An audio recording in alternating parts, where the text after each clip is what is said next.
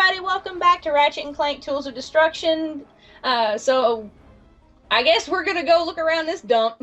Yeah, I mean, it's a shame that Clank didn't, tell us this, in the ride over. I mean, he had every opportunity to kind of say, oh, by the way, this place is shit, but he didn't.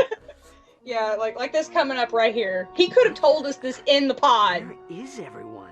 I tried to tell you, Ratchet. You didn't try to tell him anything, you little rascal. You little lunchbox, you. It's like, yes, Ratchet, I could have told you all of this in the pod, but I did not, so sorry. It's okay, we found a shiny. We found a shiny! I like the shiny. Yeah, look at that shine. It's all shiny and shit. Can you imagine how old that is and it's still shiny? We have to fix her. Ratchet, we must be I say that with such conviction. Find the pod's flight codes. He will be here any minute. Clank, please. I need to fix her. Sorry. Oh, have you ever very well. I'm sorry, what was that? It's an interesting thing about how he's so serious about doing this. It was probably one of the first moments when I was playing through this game that I realized, hang on, this is gonna have, a lot of more serious moments to it, isn't it? Mm-hmm. So, I just thought that was interesting. Anyway, what we need to do is basically run around this entire place and find loads of flight components. Ratchet obviously has no idea how they work, where they go, or anything, but he's gonna try, damn it. And for this planet, I'm gonna be using these, because they're cool. Well, to be completely honest, did Ratchet have any fucking clue about how anything worked? He just kind of pieced them together and hoped to God it didn't blow up. Well, yeah, but when you're dealing with really ancient technology that looks really complicated and you've never seen this kind of shit before, you would think he'd probably think it out a little bit. No, dude, this is Ratchet we're talking about here. Clank is the nerd. Yeah, Ratchet thinking things through doesn't ring true to me. Nah, that's not Ratchet's style. Ratchet's just like, I blow shit up and I fix things. If I know what it does, great. If I don't, hey, this looks interesting, can I put it in here? That's the usual MO. Yeah, good thing about these weapons is that, well, I just got an upgrade, but the more you use them, then as you can see they're changing colour, the more damage you do. If you take a hit, it resets, but I think they're really cool. Hold your breath, They're Clank. best for Looks crowd like we're control. going for a You jet. can't really use them on anything else because it's too close quarters. Indeed. Also, one thing I never really noticed, Clank must have some kind of really awesome rust preventer thing, because have you ever noticed how many times these guys go swimming? And that was That's actually very true. Clank was made out of some, pretty impressive crap. And actually, it's almost everything. All his upgrades, all of Ratchet's weapons, his wrench and everything, they all must be, built like a rock wall. rock nothing. It's like titanium alloy mixed with god-awful, I can't break you. God awful, I can't break you. I think we should make all buildings in the future out of that. It would definitely save money on damages, and by God does he look adorable when he's excited. I know, he's just like, yeah, I got the thing! Yay! I'm fluffy, but I can kick your ass! He doesn't reach true fuzz factor until 2 games down the line. This is like alpha fuzz. Oh yeah, well no, this is beta fuzz. Alpha fuzz comes into play next time. Well, no, alpha fuzz usually comes before beta. It's alpha's alright, we've got it kind of working, but it's not fully there yet. And then beta is right, we're getting there. It's finalized, but we need to tweak it a little bit more. And then finally I thought you it was have the release backwards. switch. Oh no, alpha always comes first. Oh, okay, because I thought beta wasn't as good as alpha. So beta is the thing that is first, and then you have the alpha thing, which is closer to complete. Well, in terms of development of anything, you have the alpha first, which is the initial version of, say, right, we've got the things we need to work, but it's got loads of bugs, it's got loads of things that need to be sorted out, and all this other stuff. Yeah. And then you have the beta, which is right, this is the version that can be done from beginning to end, but it still needs a lot of fixes. And then you have the final release version. Also, why can't you go in that hole? That hole is bullshit, Clank. massive!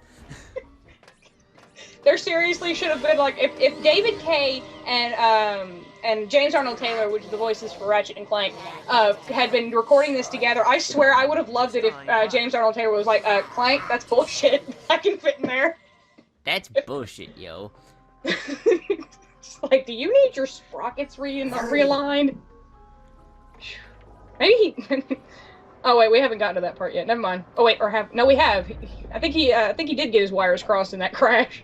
Yeah, we have done that, yes. I forgot where we were. Anyway, we're on to the first Clank segment, where he has witch time. Clank time. Yeah, and we get to control little Zony, little boombox friends. Yay, boomboxes. They're pretty nice. Clank automatically has the ability to slow down time, and Whee! don't fall to your death like that. That's not how this game works.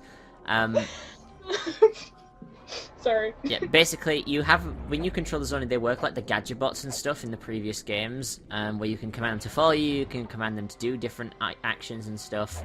But Clank now has this time warp ability built into him now. The reason I'm jumping is because it moves a lot faster doing this when it's slowed down than walking does.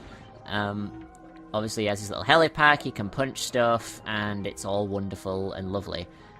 Some of the parts where you have to play as Clank, though, can be very irritating later in the game, so expect me to die a lot.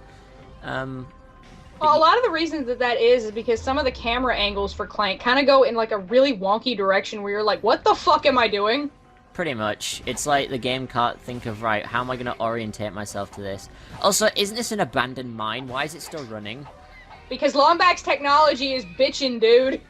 But no, this is just use. This is wasting energy. That's not bitching, that's just wasteful.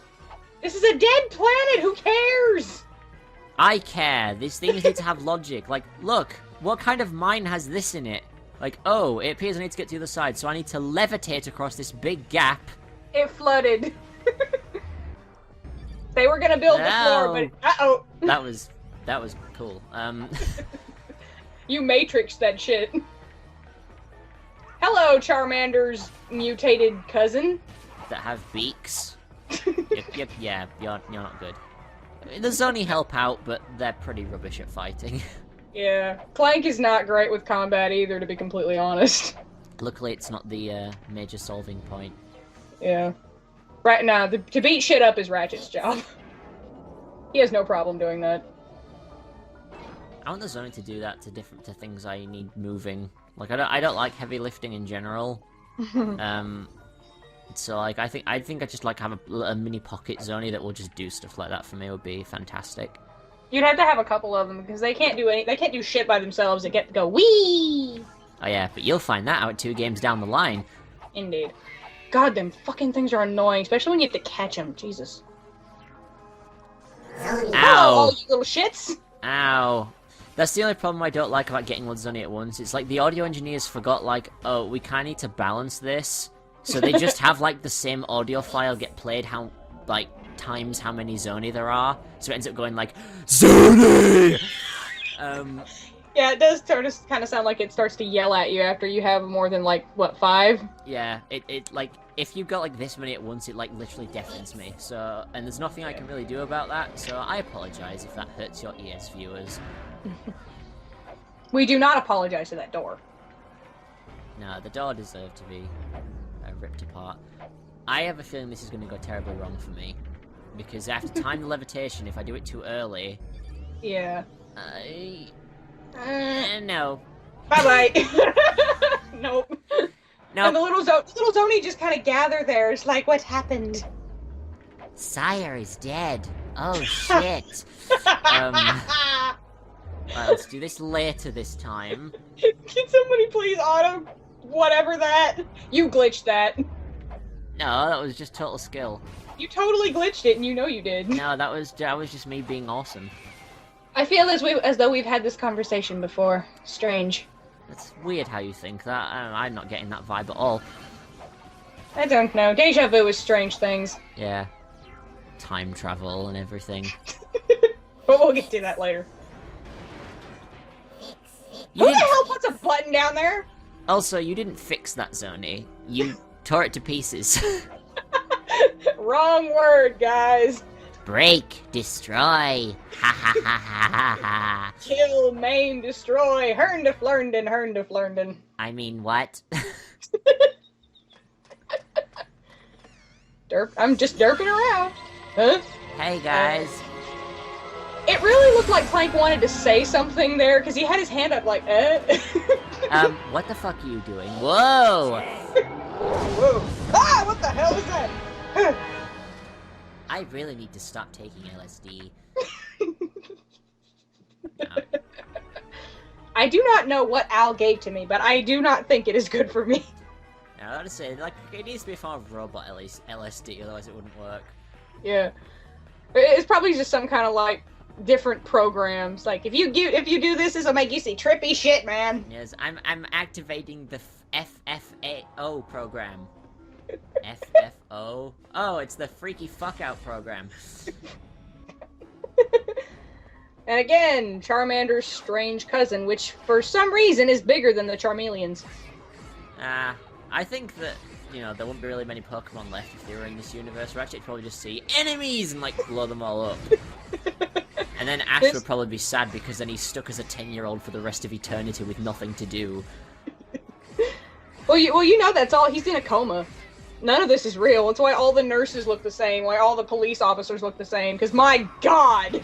Oh no, I thought it was because that, when he sees What her... the hell?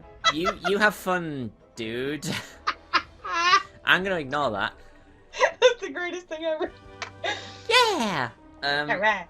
I thought that the reason that he was, like, constantly young and stuff was because in the first episode he sees Ho-Oh, and there's, like, a legend saying if you see this thing it will grant you eternal happiness, and Ash constantly wants to be on a Pokemon journey, so it makes him forever young and never able to become a Pokemon master.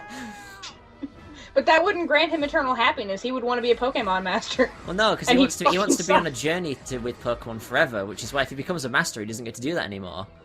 Well, then how do you explain the other characters? Because, my god, they don't look like they age at all, either. They got trapped in the curse. He didn't know them. It's a bit like the Pirates of the Caribbean ghosts. We're not among the living, and so we cannot die, but neither are we dead. Yeah, but how would that even happen? They never saw Ho-Oh. The only way that would even make sense is if Ash was some kind of radioactive fuckstick. Probably is. I mean, if you've seen why has he got those weird lines on his cheeks? I'm thinking they're injection sites. About to say, what is that? Yeah, he's just like pumped like gamma into his face, and they're just like. No, his mother stood in front of the microwave when she was pregnant with him. Because my god, have you ever like actually listened to Delia Ketchum? Yeah. Take me to my child. I remember that. My god, she was even worse in the second movie. What are Ash and his friends doing out in this terrible weather? I'm worried about them. Yeah, but you let him go off by himself as a 10-year-old, you fucking idiot. Thank you! Thank you! You let your child go at the age of 10. I'm so worried he's gonna get wet by all this water, but if a mugger points a gun at him, which did happen in one of the Japanese episodes, then it's okay! Oh, it's silly. It's silly, silly, silly. Like, to be completely honest, isn't she voiced by the same person that voices Ash? I don't know that. I think she is, because when she started talking in the last bit of the Pokemon the Movie 2000, she seriously went Ash, so I think that is Veronica Taylor. Yeah. It might be the case, I have no idea. I'd have to look into that. uses like the same actors for everything, so I wouldn't be surprised if that was the case. Yeah, Tales of Symphonia has a scene where they did that, and I really irritated me. Right, let's do this. Yay! The birth of one of my favorite characters! Now, I remember, like, Clank, when he was doing this little thing about him, like, jerking awake in sync with this, like, there was loads of fan theories that came about saying, like, oh, he's linked to Aphelion somehow, and sadly, that wasn't true. Oh, by the way, that's her name, by the way. Absolutely. It actually reads that in Lombax along the side. I think the other one is Angel? That would be correct. Yes. Tell me your secrets, Ship of Dreams. She is our Ship of Dreams. I'm sorry, you can't be the Ship of Dreams. That's Titanic. Athena Well, hey, was called the Ship of Death. And she was. She really was. Oh my god! What can you tell me about the Great War? It's been 84 years. And I can still see the smoke. The Drophits had never lived more than 20 seconds. The court of Azimuth was still in one piece. I was called the Ship of the Apocalypse. And I am. I really am. I can't breathe! So there we go. We've just made this really, really actually nice character turn into some kind of crazy woman. I personally think Aphelion has that capability to do that. If you really threaten Ratchet, she would go apeshit on your ass. That's my headcanon. There's nothing to disprove it, so I know. Trying to remember, what is the name of her voice actress? It's one that's really hard to pronounce. Yeah, Rajia Barudi. Wow, you remember that quite well. Indeed. 8-bit Lombax. We just went ancient Final Fantasy. There was actually like blood in there as well. That was interesting. Holy crap. Can you imagine how much worse this game would be if there was like graphic violence? Like you shoot like bloody holes in things. That would definitely take it from a T rating to an M. Yeah, like I'm pretty sure there would be a scene in A Crack in Time that would just like make it all the more worse if there was blood involved. Oh my god! Yeah, she knows what I'm talking about, but no! They already made it horrible by adding that particular sound as it happened, and you know what I'm talking about. I know. Viewers don't get to know until we get there, so meh. Which hopefully won't be too long, but you know, life gets in the way. Cough, cough, hiatus, cough, cough. Curse Kill TV records. I mean, how long did it take us to finally get through Assassin's Creed? Was that a year or 2 years? Yeah, just about over a year. On and off. We need to accelerate the schedule of these things. A little bit, yeah. Unfortunately, there are things such as jobs that keep us having to not do that. But they give us money. Money is nice. Money lets us buy more games to do. Yes. Also, money will let me buy the thing that I need to do for my games, because I swear to God, I'm going to do Tales of Xillia. We'll get there. We will get there. Right, so this is basically the space combat, if we can just talk about the game for a moment. You basically control Aphelion on this kind of rail projection. You control her separately, use the other stick to aim, and then R1 button to shoot. You can also use the L1 button to charge up a missile attack that will home in a bunch of enemies and destroy them all instantly. It's pretty fun, although there are some moments that are just a teeny bit unfair, but once you've kind of done it a few times, it's pretty easy to know what happens where.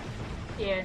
Hang on, Clank. We'll lose him in the I know that there's one point, I think it doesn't happen for this playthrough, but there's one line that's said in this that usually is toward the beginning where Aphelion goes, "You certainly fly like a Lombax." And like, yay! So they're all crazy little psychopaths.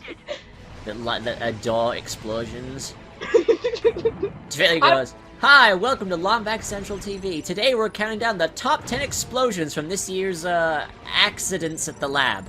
Yay! Number 10. This one killed 3 people. Wow. Why do I imagine that as being an animated series for kids? Oh, totally like Explosion Men. Explosion Boy, that's the name of it. Explosion Man and, you know, Fireman, whatever. Explosion Boy Fireman. Hey. It's like the Batman and Robin of Fastoon. Except without all the cheesy biff, bam, and boom, it's just loads of They actually just do the sounds. It's like, I don't need to advertise that I'm hitting you, I'm just gonna hit you. And then you will explode. Like, every punch just actually makes an enemy, like, blow up. I never understood that, I really didn't. But yeah, with this segment, when you first play it, it is a little overwhelming with having to control 2 different things at the same time. But after the first few minutes, you kind of get oriented to it. Yeah, as I said, the only problem I have with these sections is sometimes there are just really big difficulty spikes in terms of, oh, by the way, here are all these ships that you can't shoot at all at once. Mm-hmm. Like, in this section here where you get to control as Clank, because you've got no way to avoid things, and because the actual movement of his turret's quite slow, if there are too many ships on screen, and some of them will have shields, there's no way to kill them all before you get hit.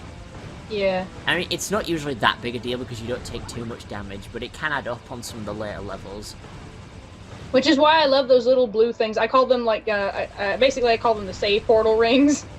Because they actually serve as checkpoints, too, don't they? I only know that they replenish your health. You see, they just hit me there. Oh well. You have a drinking problem, sir. I suggest you seek help. Nah, pirates don't have a drinking problem. Yeah, they pretty much got it figured out, don't they? Yeah, they know exactly. If you have a drinking problem, they know how to drink just fine, thank you. It's like a joke on Airplane saying, like, and you still have your drinking problem. No, I don't. And he just throws the drink in his face. I have it figured out fine, damn you! I bloody love Airplane. Such good films. You have a message from HQ. HQ? What is it? It's the big building where the generals sit, but that's not important right now. Oh, this is such a pathetic boss, I swear to God. Yeah, like, he's like, ah, I'm big scary! No. No. No, you're not. Like, your missiles are literally moving at the pace of a turtle who's on depressants. Not antidepressants, not stimulants, just actual depressant drugs, like alcohol. So, and then this blade thing is telegraphed. You don't telegraph what you're gonna do. And then you roar like a retard just before you attack. I have big laser. I'm a fire in my bra. And the best thing is that immediately after he does this laser, he then does the silliest thing, which all boss teams do. I expose my weak point. You can't hit me, na. Oh shit. Oh, if only I hadn't opened that vent that allows you to damage all of my critical systems at once. Oh no. I did the dumb. Yeah, well, to be honest, most bosses have to do the dumb, otherwise you couldn't beat them. Yeah, I think if they ever made a game that actually had the bosses be like, if I don't do this, I will die, and do whatever they can, you probably wouldn't win. Oh, you mean like Bayonetta's higher difficulties? Yeah, that. Well, then again, if you play like you do, beat everything like a freak, then yeah. Yeah, but I'm obsessive. You need to remember that. But you'll see that in another playthrough as well. In any case, we've just landed at our next destination, where we'll have to save Quark from Quark. And we'll be able to enjoy all that, and then finally do the arena battles, which I'm going to skip because I don't like them. So join us in the next episode where we'll blow even more stuff up, and maybe Aphelion won't be quite as genocide-y and explodey as we've kind of made her out to be.